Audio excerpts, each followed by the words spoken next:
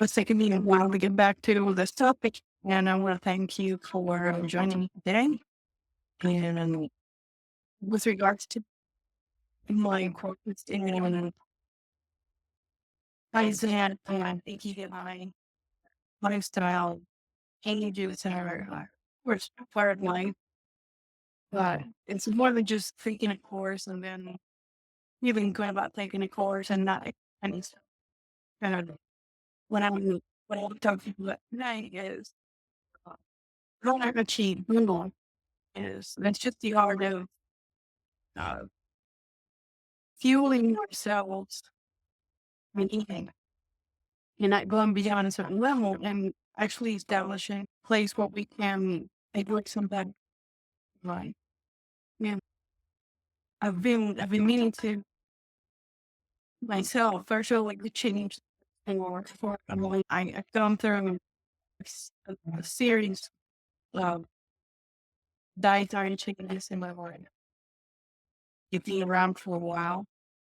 So if you're old enough, you could probably dig back into your files, mental files, and remember all the times you had water fasting or eating carrots all day for a week or something like that. And you probably smile and shake your head.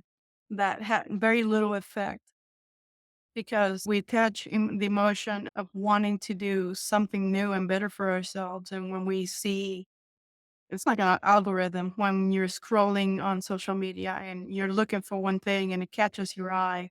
And then next thing you know, the algorithm is feeding you visuals for that topic, whatever it is. And we get the same fixation in life with dieting. This isn't really about dieting. This is more about eating for fuel, for life, but also to retain that level of enjoyment. If you didn't like the food you ate, you wouldn't eat it. And we need to eat to live, not live to eat.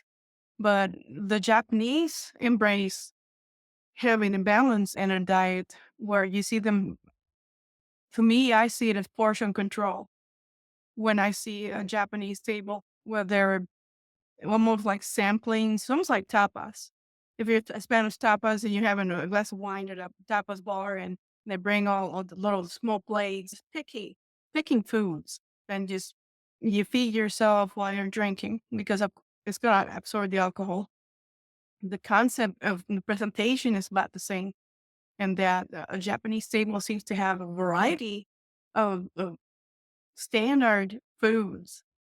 On occasion, maybe someone would want to explore something new, which is fine. But it seems more formulaic. It's enjoyable. People enjoy these are their favorite foods, and they turn it into a system.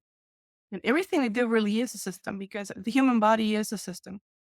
And just to eat enough, and you can add it to other parts of life, of course. And I've said this before in previous videos that it can also be extended to other behaviors. If we're people pleasers, I don't want to get off the track too much here today. I'll get back to the food momentarily. We want to be people pleasers and not address our own needs. So this is very much part of self care, and self care really is a higher level of self esteem. But I don't see a lot of people calling it that. But it really is self esteem. When we focus so much on others, and then we consider that to be a badge of honor, it is a good thing indeed to care for others. Sometimes could be a child or a partner, life partner, and we feel that we have to put all in for them and neglecting ourselves.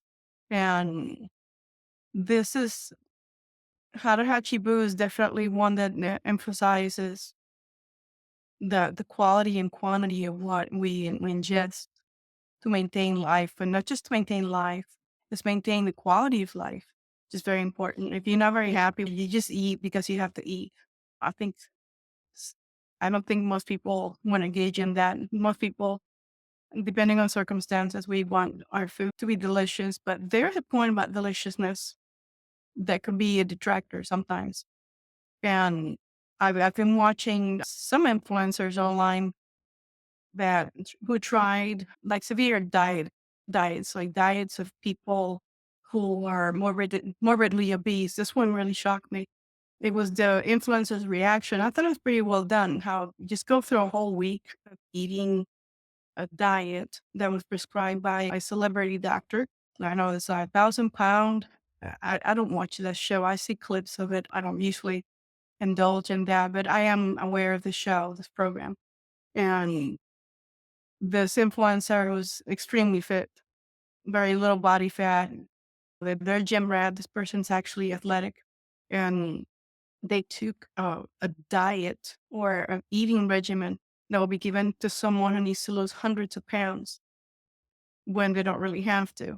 And it was the monotony and the frequency of the meals that were they're healthy. They had lots of fiber. They had just enough protein, and it was measured for a reason.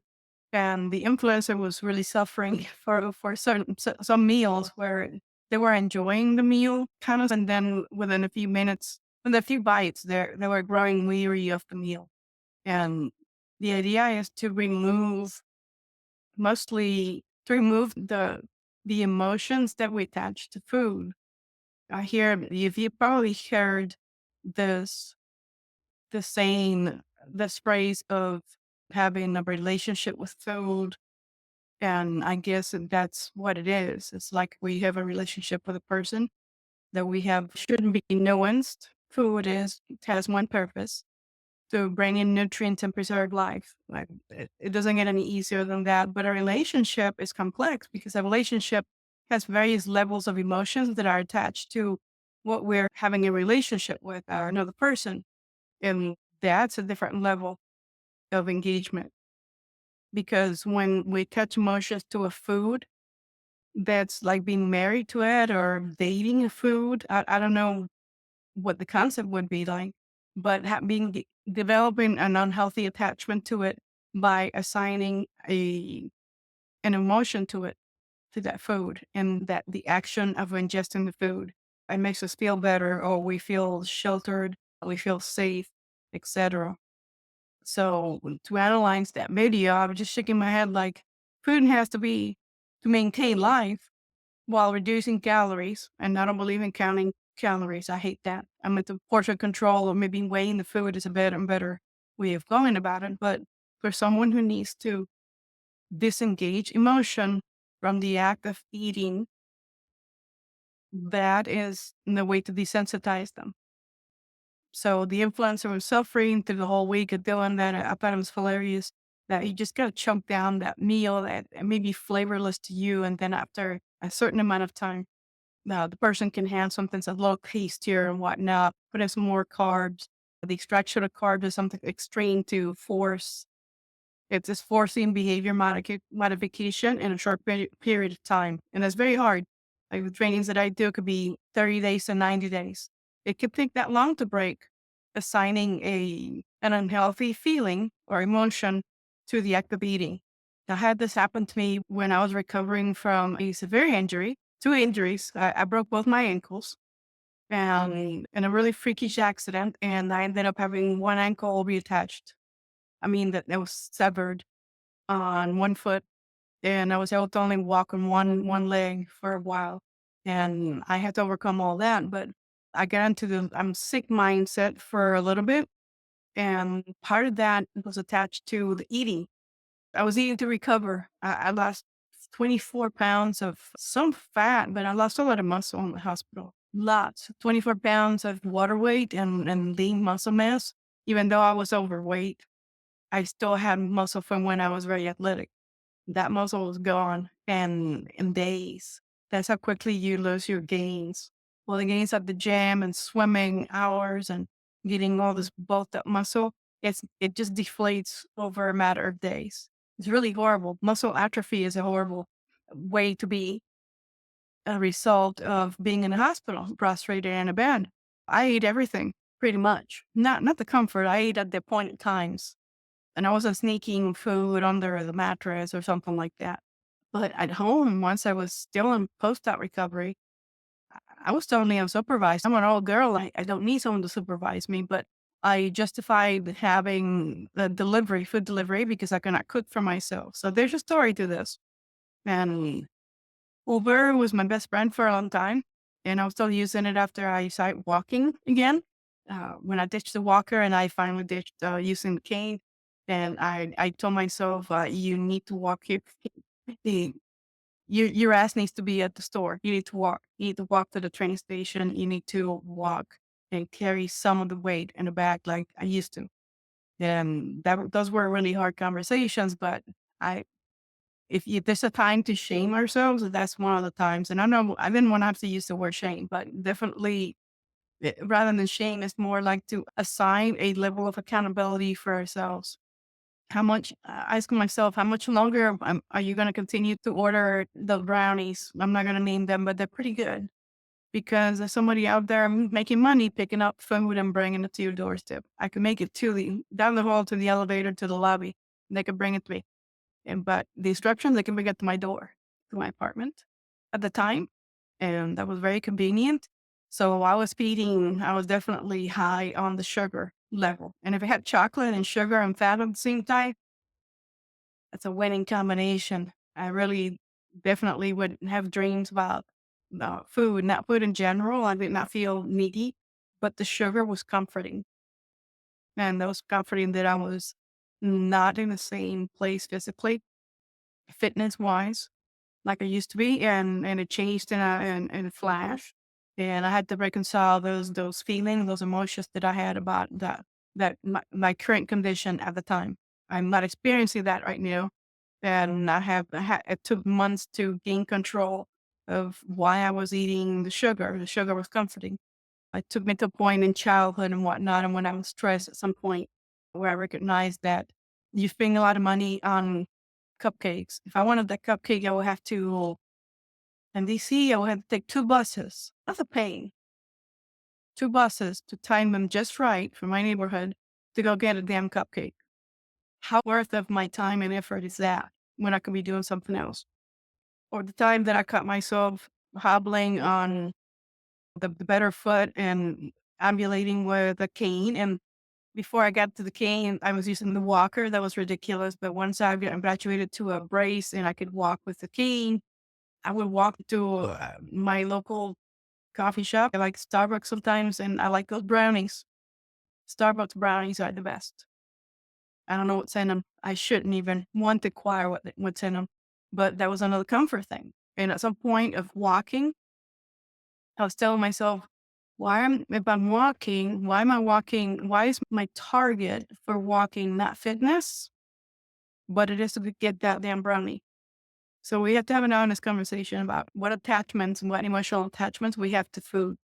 We don't have the attachments. We assign the attachments. And this is definitely a lesson on how to, there's a way to curb this that's physical, but also emotional. I was already having those conversations in my head and trying to redirect my focus away from ordering the cupcakes. I leveled off on the idea that it costs too much money now. Since I can walk, don't order takeout.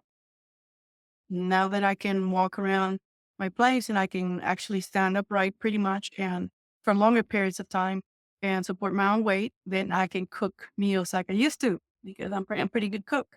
So cooking again was something that I had to use as an influence. I can cook, therefore I don't need blank. Tell my own brain, this is where you come in.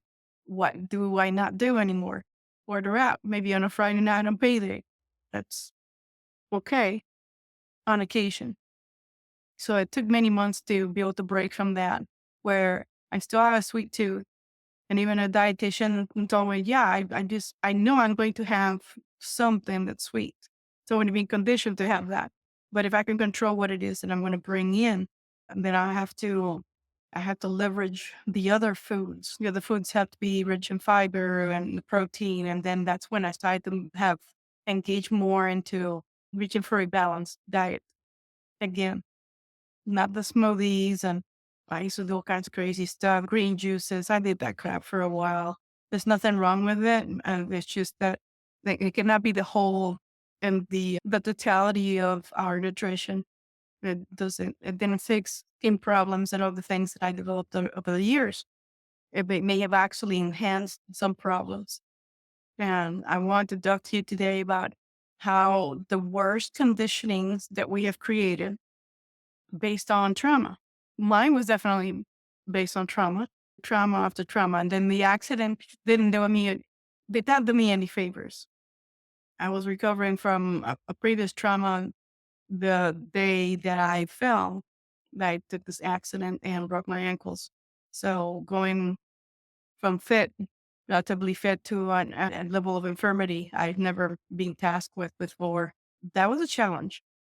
And then feeding myself, yeah, and just not subjecting myself to be tied to a particular food. I still like a brownie, but if I walk someplace, it's not gonna go get a sweet treat unless I decide that's part of my morning walk and it's gonna be a couple 3 miles. And if I haven't had sweets for a while, when I have one, now it's to the point where I don't even desire it at all, even though I like them.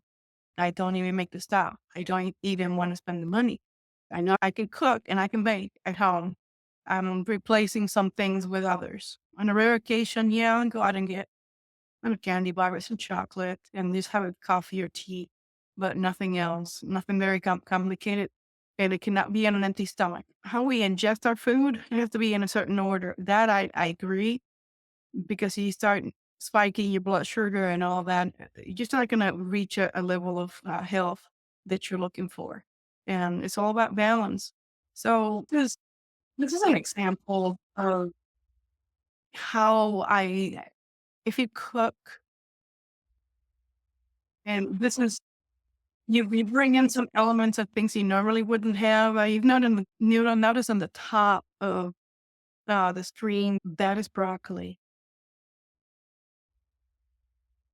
Which is a cup of coffee, there's no milk and sugar, and that thing is just black. You can't see through the bottom of it, I promise you. That is a bowl of broccoli, and I was lucky I didn't eat all of the mushrooms. That's one mushrooms. I love mushrooms, and I can eat them every day. And I have a little bit of butter in it, and they're frozen broccoli, and I got hooked on broccoli, and it's the first thing that I eat in the morning is that bowl of broccoli. And then I move to the items on the left. The items on the left would be, those are like those egg bites that you get at Starbucks. I'm not playing for Starbucks. They're not paying me to say this, but I have definitely devised a much better facsimile to that bite. And mine actually has probably an egg and a half in it than it would be portion wise. Not quite two. So to me, I'm getting just enough protein here. This is like the first day I tried them, and I'm so happy because I'm sorry.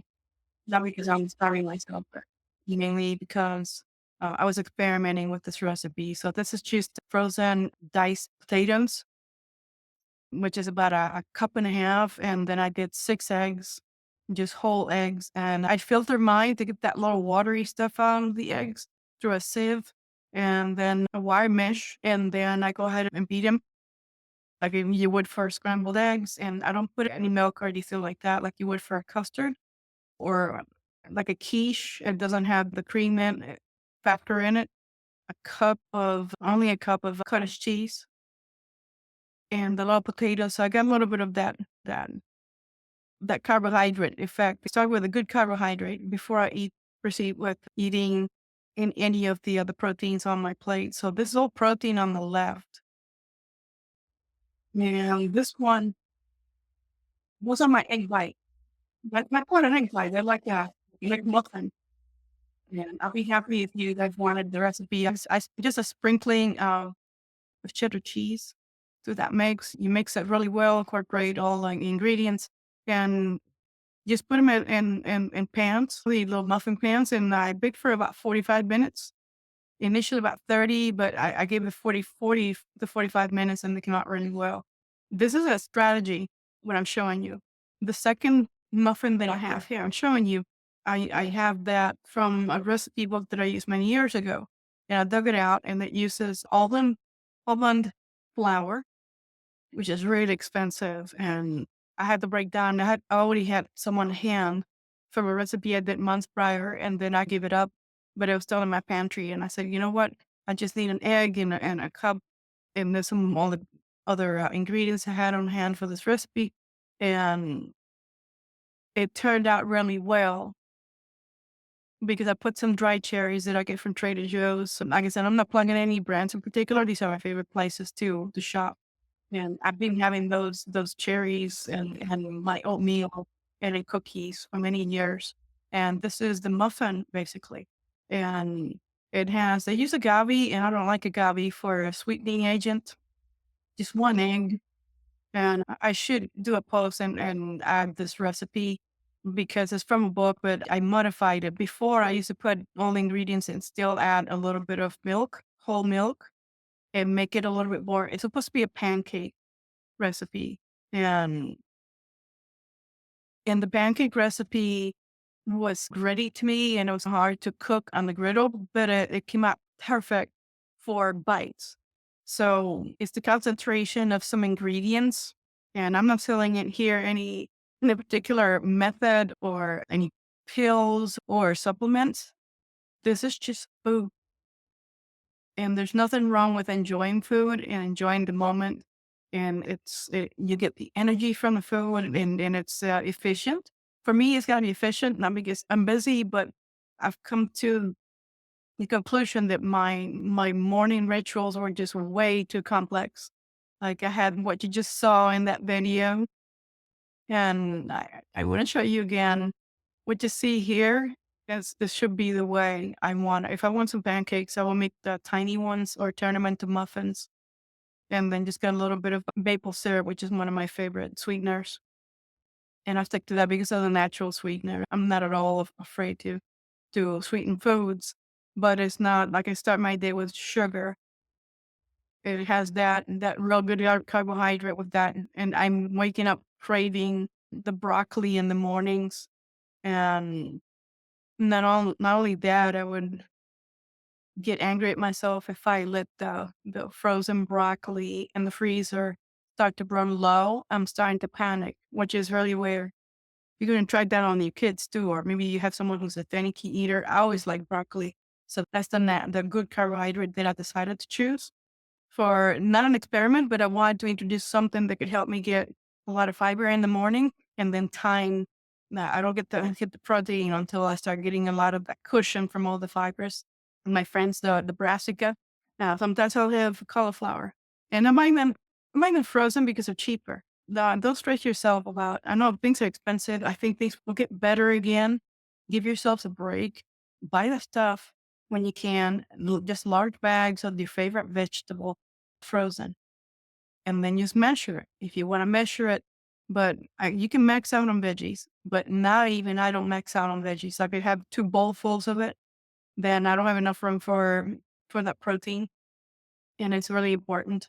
So try and achieve a level of balance that works for you. For me, I want it to be more compact, but it's so compact it's really dense with the fiber, and then followed by a lot of dense because the muffins with the almond flour, those are protein as well. They're high in protein that doesn't have regular wheat flour in it.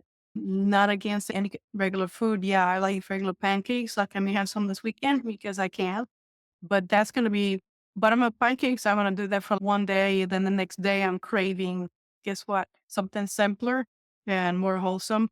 And I don't eat as much of the sweet stuff, the heavy with the pancake batter and stuff. Half the time I have to bake them and maybe turn them into something else, leftover batter. I may even just cook them and the pancakes and freeze them and use them at another time.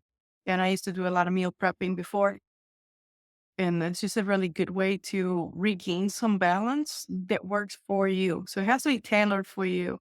It can't be like Margarita said that X. Yeah, I'm going to say that because that's what I experimented with. And that's what worked out for me. And I enjoy it. Like I said, I wake up and I'm thinking, I gotta get my broccoli on. Seriously. I'm not making this up. And it's okay because I've loved broccoli and eating trees since I was a kid. I was that kid who ate all her veggies. I don't know about my brothers, but I know I did. So just glean from the things that you like. And if you can make them compact and really efficient in how the nutrients are delivered to your body, where you don't have to obsess so much. don't obsess too much on getting stressed if you added the one item that you always had. I even ate bacon for a while. I finally told myself, I think I had bacon every day. That's not gonna, not for health reasons, but it just gets heavy. Just tailor. Sometimes I'll have Japanese pork sausages. I'm out right now. I have to go to the Japanese market. I like them a lot. They're a really good portion. They taste really good. I just warm them up and I have maybe one. I've reduced these egg muffins or bites to one. And I thought that I would need more, like eating 2 eggs. Now I'm eating less, but I'm still getting quite a bit of a punch. I'm just not hungry for many hours. To me, that's a huge win because for many years I've been spiking my blood sugar and not realizing it and causing all kinds of other troubles within my body and just being really stressed about it. And I figured it out. So I wanted to share that with you. Try it. Just troll your brain into letting go of the thing that you really enjoy, but you're attached to emotionally that's not really doing you that good. That it's not making you healthier. To see how you can cycle it out of your diet. And maybe you strike a way where that one thing that you like that you just remove from your diet could become a treat. And I've done it where the treat used to become a big deal and now it's not a big deal. And what would I rather have? Am I going to have dessert tonight after dinner? And 99.9%, I'm going to give myself a little bit wiggle room, not much. I don't desire it. That's a huge win from having cupcakes ordered every day during recovery. And even when I recovered, I was still doing that stuff. Not good. Spending money, no balance. So this extends to, do I really need to spend the money for delivery? The answer is no. Can I walk to the place? Can me that getting on 2 buses it's enough of it's worthy of an effort for me to do that to get one cupcake? It isn't. So they're gonna keep emailing me offers that remember us? I remember you. Very good cupcakes. But if I really want it, I may just break down and get the ingredients and make some and be totally bored with it because the effort does not really, it's not elevated to that feeling I had before, the euphoria of getting that one item and eating it and suddenly feeling like I could have done without it the entire time. This is just to give you an idea of how Harahachi Bu works in essence is to achieve a level of not control. When you really want to have the treat, then have it. Don't feel guilty, but reassess very quickly. Okay. Like I said, I'm going to have pancakes at some point during the weekend, but it's not going to be the whole weekend. It's just going to be that one day. And it's not going to be like a stack of 3 or 4. It's going to be 2, but I want that protein and I still want that broccoli. So find your broccoli. The one thing that's going to equate that broccoli, the high fiber, something that's going to give you a good shield in your gut to receive all the other stuff you're going to put down your gullet when you first wake up in the morning. But and draw a little chart, a piece of paper or a notebook, and track that. Today I added something. And when you add something fibrous like that, over time, you need to start shaving off. Okay, what am I going to allow myself to eat now? Because then I'm going to be hungry later on. You're going to start shaving off some of these foods that don't serve you and replacing them with the ones that do. And then the ones that don't serve you, they're still tasty and enjoyable. Then you can do it with more self-control if that it doesn't involve a lot of emotional attachment to them. That's where you need to be. That is when you definitely have won the battle of you eat too much or too much sugar or too much X, Y, and Z. For me, it was definitely sugar. And like I said, I behave towards those foods now as though they're treats and as though they should be. They're not designed to be brownies on a food group, even though I can joke about it. Just like pizza, weigh carefully now whether I could want that one food again, that one time. And then it can be many months before I have it again because I just don't see him have cross benefit. If I have it, then I'm going to have to remove something else that I have already implemented into my diet that I not only do I enjoy, but it's healthier for me. So eventually you kick out a lot of bad habits. So try to use these techniques as well. to wean off of other bad emotions, really strong drama that you attach to things and or people, things that you do that are not serving you. This should extend. So you're really feeding not just your body, but you're feeding your mind with this style change and this technique. And I hope it helps you. Let me know. I am going to get a picture and put in all the ingredients and a post on YouTube and try and buy the ingredients and just pick something for yourself. Now I'm thinking I walk by a restaurant before I go, and I'm thinking I'm just gonna cook. And before it was like bringing the horse to the water. You can't make the horse drink the water. I was definitely not drinking the water of the things that were gonna make me feel better overall. So I eat more in, even though, yeah, I can go out anytime, but I'm disappointed when I go out and I eat and I feel flat. And actually that's good. And I feel pretty excited when I fix something. I cook a steak and I get a salad going and some other thing, a treat that I bought myself that I know I'm going to implement. I'm going to sneak it in to keep myself satisfied and not having to eat for many hours on end, which is great. Great not to have a headache, great not to get the hanger. I used to get a lot of those. I eliminated that a lot. I have not had a hangry moment and I cannot remember, but they were pretty brutal. Me hungry and low sugar, not a good idea. I'm pretty happy about that. I hope you get the same happiness from experimenting a little bit to see what things would you like to eat that you can eat every day. That becomes a system, like a Japanese table. Seems to be formulaic. And if you're eating dinner for breakfast because you adding more proteins to your breakfast, that's good. I think that's good. Something if you're not eating enough, then you're going to start feeling some effects. And hopefully over time, the things that you eliminate will give away the secret to why you're not feeling optimal in whatever deficiencies you're experiencing right now. Then we all do. We all hit pretty hard certain substances like the coffee and sugar and fat. I get it. We're all in the same boat, but you can rock it every now and then. It's okay. As long as you know that you're doing it's a calculated move versus accidental. And then you really don't have any documentation of how you got there. How did I figure this out? Take a notepad and jot down your ideas and just start it over the weekend. I think I want to implement, I still want to eat bacon and eggs and everything. Have a little bit of veggies before you do that to see how you feel. And not medical advice, not diet advice here. I'm neither a nutritionist nor a doctor. But behavior modification is something that anyone can do. You just have to be able to crack the code to have to get into your own head and start unraveling the things that are not working out and just get them out of there and start making things work out for you. This for this point on. For the next session, I haven't picked out which one I'm gonna publish next, but it'll be within the Ikigai or Kaizen course that I teach, and I hope you enjoyed. Before you go, please, I should have said that at the beginning of the video, hit the like button for me.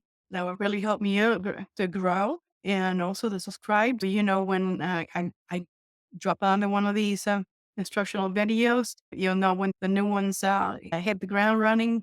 And like and share, and hopefully you can tell friends or family someone just needs to hear somebody rant about how they're trying to have a more balanced and happier life.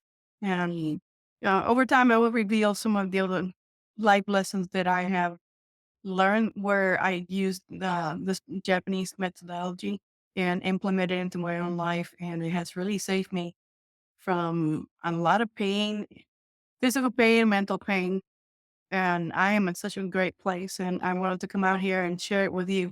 So again, I want to thank you for being here today. Hope you learned something. Just try it. Try some broccoli. Good for you.